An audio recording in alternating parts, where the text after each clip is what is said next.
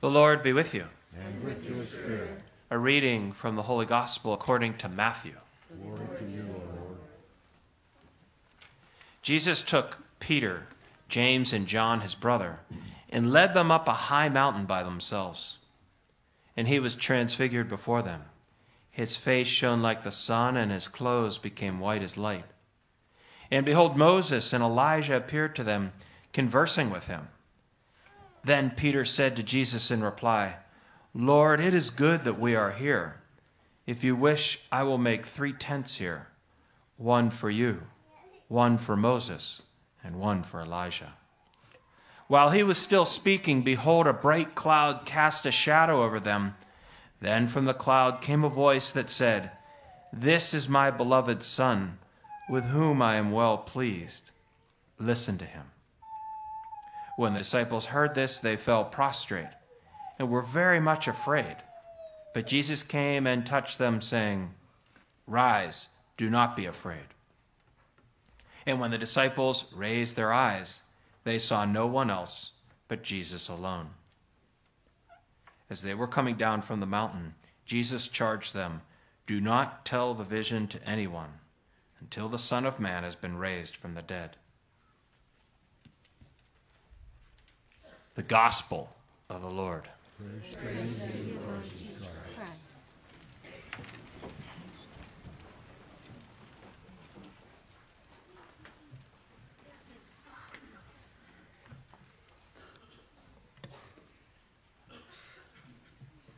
A few weeks ago, when we had our dear third graders here, and that particular weekend, we passed out pens to everybody and just gave a chance for everybody to look at the scriptures that we just read and take a moment to reflect on them, to look at which words perhaps jumped out at you, to see which phrases caught your attention. And that obviously implies that there's pens and pencils for everybody. And even though they're in the back, we're going to figure out a way to get them out to our pews soon. But at any rate, I thought it'd still be good to just take a moment to reflect back on these readings again. And just take a couple minutes to do what God the Father asked us to do. We don't hear him talk much, but when he talks, it might be a good thing to actually pay attention to it. And so here's God the Father's voice. It says, This is my beloved Son with whom I am well pleased. Listen to him. So I'd just like to ask you to take a couple minutes of silence to just listen to Jesus. Listen to him in his words that we just read. Listen to him in the silence here. So perhaps we could just go back over these readings on our own for just a minute and maybe underline or circle or recall a phrase or two there that perhaps Jesus is trying to speak to us through his scripture. And so let's just take a moment to just allow Jesus to speak to us and thus listen to him.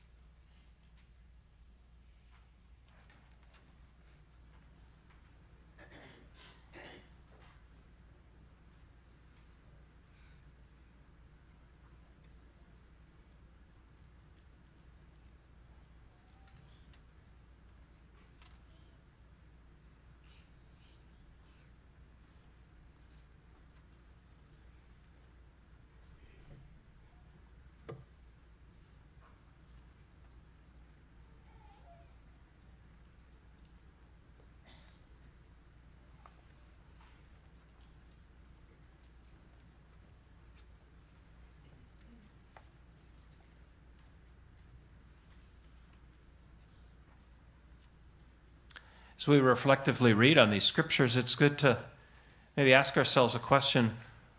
The words that I underlined or the phrase that caught my attention, what does it mean?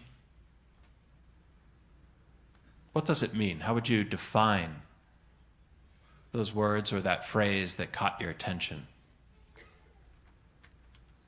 What does it mean, for example, if you thought in Timothy, bear your share of hardship for the gospel with the strength that comes from God? You look back at your words and see, what do they mean?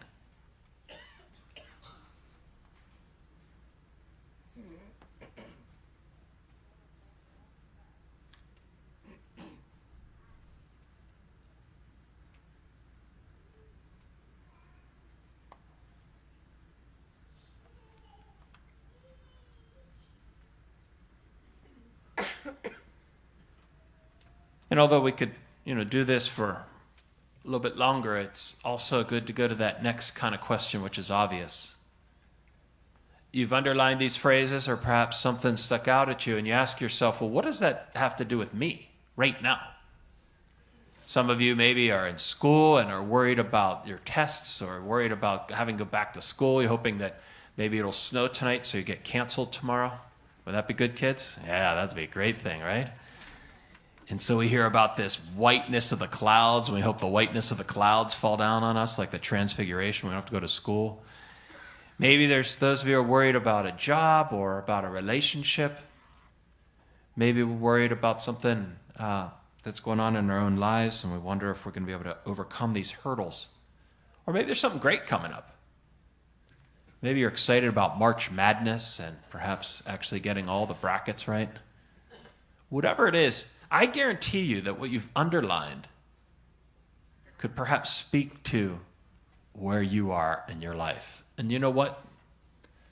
You and I are the only ones that can take this scripture and relate it to your life through their Jesus Christ. For me, I thought about this and underlined that phrase from God the Father. And it made me think about this. See if you guys know this song. Hello, darkness, my old friend. I have come to talk with you again, because a vision softly creeping left its seeds while I was sleeping. And in the vision that was planted in my brain still remains. Anybody know the name of that song? There's a lot of just whispering. Can we get just one phrase? Here, let's hear it. What's the name of the title, not who wrote it? Sound of Silence, exactly. Sound of Silence. And if you ever go back over the lyrics of the Sound of Silence, and then you hear some of the commentaries and what Paul Simon was thinking when he wrote this in 1964. He actually first played it. You know where he first played it? In his bathroom. Yeah. It's a good place for those of us who aren't musically inclined to try out our music and see if it works in the bathroom. It's a good test. But at any rate, he pens this song, and it's kind of a personification, an enigma, so to speak, of what silence is like to many of us, or to the world at least. And so he goes on to say, in restless dreams I walked alone, narrow streets of cobblestone. 'Neath the hallow of a street lamp I turned my collar to the cold and damp. When my eyes were stabbed by the flash of a neon light, the split of the night, and touched the sound of silence. And in the naked light I saw 10,000 people, maybe more. People talking without speaking. People hearing without listening. People writing songs that voices never share. And no one dared disturb the sound of silence. And he goes on to write, and in this song, and the people bowed and prayed to the neon god they made. And the sign flashed out its warning in the words that it was forming. And it goes on to talk about kind of this dark character called silence. Now, back in the 60s, they didn't have cell phones, but they had TVs, and they had these neon lights. And it's as if the world's trying to escape from the inevitable silence. And so it's like this contrast, the sound of silence and these neon lights, and obviously the crescendo and the end of this has to do with, and the sign said, the words of the prophets are written on the subway walls, the tenement halls, and whispered in the sound of silence. And in some sense, it's an insightful look of this feeling that we get when we're stuck in silence. It's as if it's repulsive. We've lived in a world that's so used to music and sounds that all of a sudden when we step into somewhere that could be silent, it seems to be that we're in this kind of place where no one dares to disturb. And we don't want to get into that. And so it's interesting that today we're presented with this rare voice who is seemingly silent throughout sacred history, and all of a sudden pierces the silence of his life and brings his voice to ours through God the Father on the Mount of Transfiguration.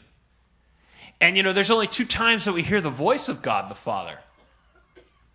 One, obviously, here on the Mount of Transfiguration. Does anybody know the second time, the other place in the New Testament we hear the voice of God the Father? Baptism. See, this is such a church that's alive. I love it. You got all the answers right today. We're 2 for 2. That's good. You got sound of silence, and you got God the Father absolutely at the baptism of Jesus. And so if he only speaks twice, it's probably important what he says. And so here's God the Father. He says, "This is my beloved Son, with whom I am well pleased. Listen to him." Listen. The word listen actually comes from the Greek, where we get the word acoustic, like acoustic guitar or an acoustic sound. It's the Greek word akouete, which has so much to do with you, plural, listen. It's like he's looking to the community of Peter and James and John, what they would represent, and he speaks to them and says, you, plural, listen. It's like if there's a Pittsburghese translation, it's, Jens guys listening at. That's what God the Father is saying. So that just in case we kind of lost the translation from the Greek to the English to Pittsburghese, it's Jens listen. And that's what God the Father is reaching out to try to tell us today, to listen. To listen to the sound of silence. I mean, how I'd love to just walk around here and ask each one of us, if you went back and tallied up how many minutes of silence you spent in prayer listening to Jesus this week. Took out I'm sure many of you would have to take out a calculator, the time that you spent in silent prayer listening to the transfiguring voice of Jesus Christ in our life. It's so incredible, right? That we feel uncomfortable almost when there's silence. And when we just kind of step into prayer out of the busyness of our lives. There's a saint that says that we need to live our lives as if life depends on us, but we need to pray as if it depends totally on God. And it's that second piece that God the Father wants to get us fired up to just listen to the sound of the silence of Jesus Christ in our lives. To be able to speak to us. And we have to be able to listen in order to hear. And, I guess if you're working and you're like telling your boss, I'm in my sound of silence, just let me go. It probably won't work very long. Or we get into the car and we want to turn on the radio and listen to Mark Madden's brilliance on the Penguins, or KDKA News to know what the next weather pattern's coming up like, or listen to KQV and hear the voice of Father Jay enticing you to the fish fry. There's all these things that creep into our heart, and maybe it's Mike Lang calling the Penguins, or maybe it's your favorite song. And this song, The Sound of Silence, actually redone by a group called Disturbed. And if you ever see the lead singer of Disturbed, well-named title for the group. I can't there's no doubt that Disturbed. But when you look at the video and you hear the way in which this man's voice comes through, you realize the enigma and the darkness of silence, and how our whole world seems to be driving us towards these neon lights of cell phones and social media and keeping us so busy that if you went back this week and just simply tallied up, not counting sleep, how many minutes you spent in silence, could you say that you were able to get 10 minutes a day? Could we say that in this time of Lent, one of the most sacred moments for us Christians as we prepare for the culmination of Easter, that we're actually listening to Jesus? Whose voice do we spend most of the time listening to? our own conscience, which some people say 73% of the time we're speaking to ourselves, we speak negatively to ourselves? Or do we allow the beloved Son, who God the Father is pleased to speak to us, to actually listen? And so maybe today's a good day for us to consider the sound of silence, the sound of Jesus Christ in our lives, and even realize that the transfiguring power of listening to Jesus can truly transform those worries, those concerns, those dreams, and those goals that we have. And so let us allow ourselves to be transfigured by the power of listening to Jesus Christ. And perhaps over these next few days and these next weeks of Lent, we can decide to allow at least 10 minutes every day for the silent heartbeat of Jesus Christ to really dictate the cadence and the transfiguring power of his divine life in ours.